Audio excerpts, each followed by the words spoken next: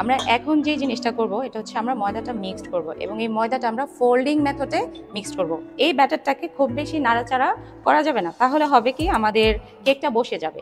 ঠিক আছে, তো অবশ্যই ময়দার যে শুকনো ইনগ্রেডিয়েন্টস আছে এটা আমরা কি করব, এটার মধ্যে চেলে দিব। দুইটা বেনিফিট হবে। প্রথম হচ্ছে এটা খুবই স্মুথ একটা লেয়ারে পড়বে, ভিতরে কোনো এয়ার কোনো বাবল হবে না, আমাদের কেকটাও স্মুথ হবে। সো আমি একটু দেখাই, আমরা এইভাবে হালকা হালকা করে একটু চেলে দিব। প্রথম লেয়ারটা দেওয়ার পরে এটাকে আমরা ফোল্ডিং মেথডে জাস্ট মিক্সিং করব, খুব ফাস্ট না, অল্প অল্প করে। হ্যাঁ, ফোল্ডিং মেথডে আমরা কি করব, এটাকে মিক্সিং করব। প্রথম লেয়ারটা প্রপার মিক্সিং হওয়ার পরে আমরা সেকেন্ড লেয়ারটা আবার দেব। এইভাবে ধাপে ধাপে কয়েকবারে, একবারে না, কয়েকবার আমরা কি করব, এটা মিক্স করব।